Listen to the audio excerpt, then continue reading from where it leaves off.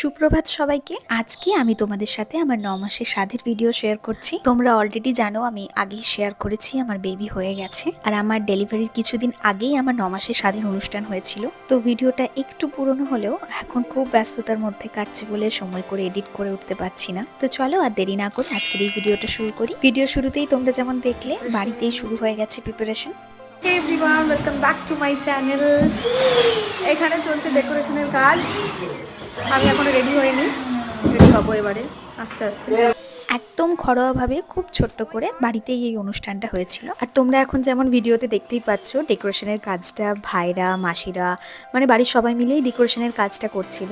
আমার ভাই এই কাজগুলো খুব সুন্দর পারে, তো আমি বলেছিলাম যে ডেকোরেশনটা একদম ছিমছাম ভাবে ঘরোয়াভাবে সুন্দর করে দিতে। তো একদম সকাল সকাল মানে প্রায় ধরো 9টা সাড়ে 9টা নাগাদ এই কাজটা শুরু করেছিল ডেকোরেশনটা, আর মাত্র 1 ঘন্টার মধ্যে একদম সুন্দর একটা ডেকোরেশন করে দেয়। একদম হলুদ আর সাদা থিমের মধ্যে ছিল, ব্যাকগ্রাউন্ডে একটা সাদা পর্দার মতো ছিল আর একটা রিং এর উপরে সাদা আর বেলুন দিয়ে সাজানো হয়েছিল। এর আগে আমি তোমাদের অনেকবারই জানিয়েছি আমি যেহেতু বাঁকুড়াতেই জব করি আর এখানেই আমার বাপের বাড়ি, আর এই 9 মাসের সময় এসে ডক্টর জার্নি করতে একদমই মানা করে দিয়েছিল। সেই জন্য স্বাদের অনুষ্ঠানের আয়োজনটা আমার বাড়িতেই করা হয়েছিল। আর এখন আমায় আলতা পরিয়ে দিচ্ছে আমার ছোট মাসি। একটু পরেই আমার শ্বশুর বাড়ি থেকে সবাই চলে আসবে। অ্যাকচুয়ালি আমার স্বাদের অনুষ্ঠানটা হয়েছিল 2 দিনের। আজকের অনুষ্ঠানটা আয়োজন করা হয়েছিল আমার শ্বশুর বাড়ি থেকে, আর কালকে আমার বাড়ি থেকে মানে আমার মা বাবা আমাকে স্বাদ খাওয়াবে। তো 2 দিন অনুষ্ঠানেরই পুরো ভিডিও আমি তোমাদের সাথে শেয়ার করে দেবো। আর এখন আমি খুব তাড়াতাড়ি রেডি হয়ে নিচ্ছি কারণ একটু পরেই সবাই চলে আসবে।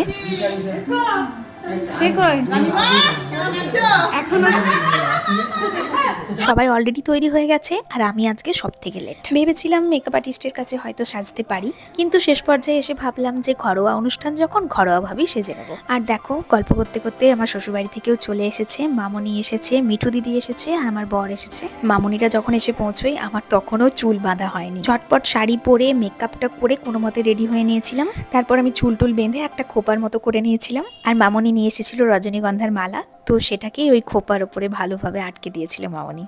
এরপর শুরু হলো অনুষ্ঠানের তোড়জোড়। মামনি এখানে নিজের হাতে আমার জন্য পায়েস বানিয়ে নিয়ে এসেছিল। আমাদের 9 মাসে পায়েস খাওয়ানোর একটা নিয়ম আছে, তো আমি পুরো প্রেগনেন্সিতেই চালের পায়েস খাইনি। এত দিনে এসে আমি পায়েস খেয়েছি। এরপর 9 রকমের মিষ্টি ফল সব সাজিয়ে শুরু হয় আশীর্বাদের পর্ব।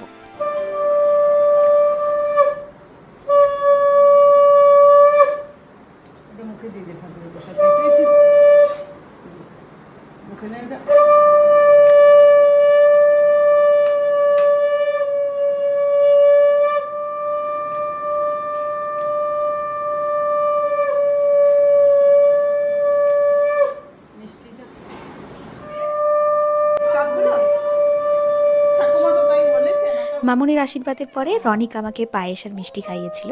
আজকে বাবা আসতে পারেননি, শরীরটা একটু খারাপ ছিল আর বাড়িতেও কাউকে একজনকে থাকতে হতো। আমাদের যেহেতু কতুলপুরে গয়নার দোকান, সেই জন্য সবাই একসাথে বাড়ি খালি করে বেরোতে পারেন না। তো বাবা ভিডিও কল করেছিলেন, বাবার কাছ থেকে ভিডিও কলেই আশীর্বাদ নিয়েছি। আর মামনি আমাকে আশীর্বাদের পরে দেন এই সুন্দর শাঁখা বাঁধানো দুটো।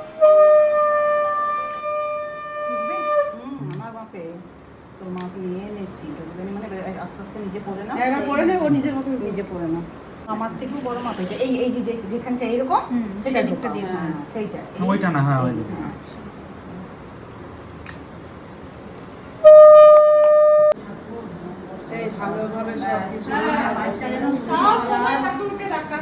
তো দেখো মামুনি যে শাঁখাটা দিয়েছে আমায় সেটা ডিজাইনটা এরকম বেশ মোটা মোটা শাঁখার ডিজাইনগুলো, আর মাঝখানে যে স্বস্তিক চিহ্ন আর ফুলের ডিজাইনটা রয়েছে ওখানে সোনা বাঁধানো আছে। এখন যিনি আমাকে পায়েস খাওয়াচ্ছেন তিনি হচ্ছেন ঝুমা মাসি, রনিকের আত্মীয় সম্পর্কের মাসি হন। তো মাসি আর মেসোমশাইও আজকে নিমন্ত্রিত ছিলেন। আর ইনি হলেন মিঠু দিদি, আমার শ্বশুরবাড়ির সম্পর্কের দিদি। মামুনি আর রনিকের সাথে মিঠু দিদিও এসেছে আজকে আমায় স্বাদ খাওয়ানোর জন্য। খুব কম কাছের কিছু আত্মীয় স্বজনকে নিয়ে এই অনুষ্ঠানটা হয়েছিল।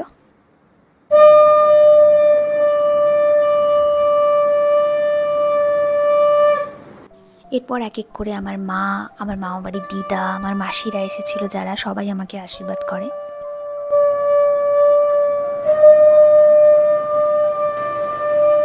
আর এই হলো আমার ছোট মাসি। আজকের এই অনুষ্ঠানটার জন্য মাসিরা সবাই গতকালই চলে এসেছিল। আজকের এই দিনটার জন্য আমার সাথে সাথে সবাই 9 মাস অপেক্ষা করে থেকেছে।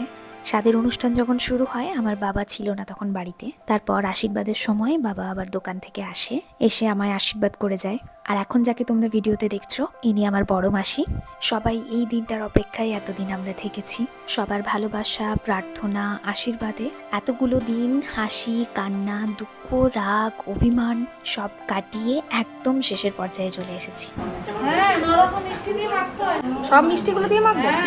এখন দই চিড়ে মাখা হচ্ছে, সাথে আছে খই আর আমার শ্বশুরবাড়ি থেকে আনা 9 রকমের মিষ্টি।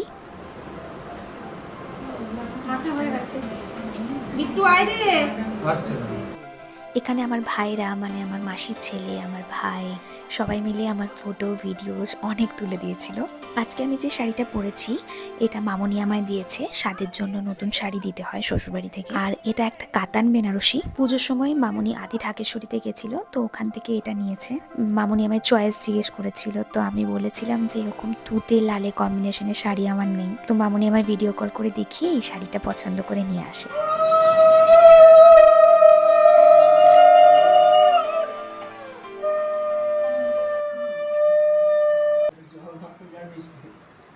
বাড়িতে সবাই বলছিল একটা নিয়ম আছে নাকি, ভাইদেরকে বসিয়ে এই মাখা চিড়েটা নাকি খাওয়াতে হয়।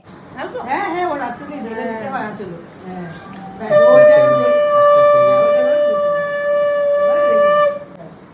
আর তো কিছু না, ওগুলো রেখে দাও, এটা নিয়ম রেখে দাও।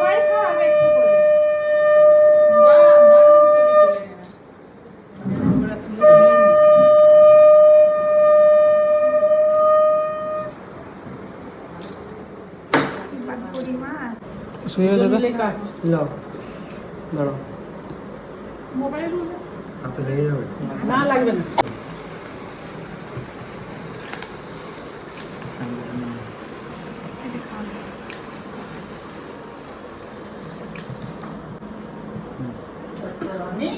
বাবা হবে বাবা 8 বছর এমনি সময় কাঁধে চাপিয়ে দুর্গা পূজায় ঠাকুর দেখতে নিয়ে কাঁধে কোমর জোর নাই নাকি।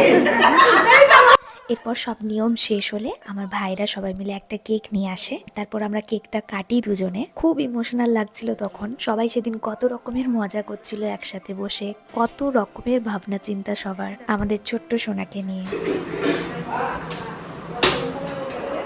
আর এরই মাঝে আমাদের দুপুরের খাবারও এসে হাজির। আর দেখো সবাই কত সুন্দর করে আমার আজকে থালিটা সাজিয়ে দিয়েছে।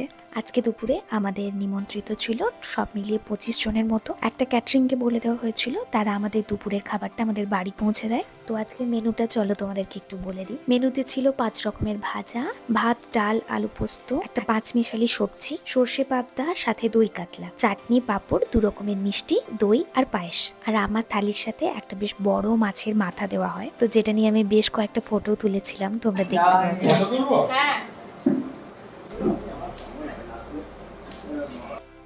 সব রিচুয়ালসের শেষে আমি একদম জমিয়ে বসে খাওয়া দাওয়া করেছি। এই চেয়ারটা আমার জন্য একটু নিচু হয়ে যাচ্ছিল বলে রনিক আমাকে এটা চেঞ্জ করে একটা অন্য চেয়ার দিয়ে দেয়। তারপর আমি একদম জমিয়ে বসে প্রত্যেক কটা খাবার টেস্ট করেছি। আমি তোমাদের সাথে আগেই শেয়ার করেছিলাম যে আমার প্রেগনেন্সির ফার্স্ট ট্রাইমেস্টার ছাড়া আর কোনো সময়তেই আমার আর খুব একটা ভমিটিং টেন্ডেন্সি ছিল না। তো এই জন্য শেষের দিকে খাওয়া দাওয়া করতে আমার খুব একটা সমস্যা হয়নি। প্রথম 3 মাসের পর থেকে আমি মোটামুটি সব খাবারই খেতে পেরেছি। তো এইভাবেই গুটি গুটি পায়ে হাতে মাত্র আর গোনা কয়েকটা দিন।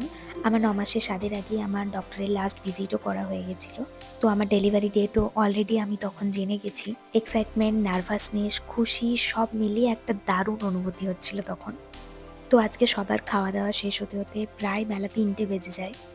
তো আমরা সবাই তারপর রেস্ট করি। আবার কালকে আরেকটা স্বাদের অনুষ্ঠান রয়েছে, যেটাতে আমার বাড়ির তরফ থেকে আমাকে স্বাদ খাওয়ানো হবে। তো চলো তবে আজকের ভিডিওটা এখানেই শেষ করছি। আর এই ভিডিওটা কেমন লাগলো আমাকে অবশ্যই কমেন্ট করে জানিও। ভালো লাগলে লাইক করো, চ্যানেলটা অবশ্যই সাবস্ক্রাইব করে দিও। তো চলো আজকের মতো এটুকুই, টাটা।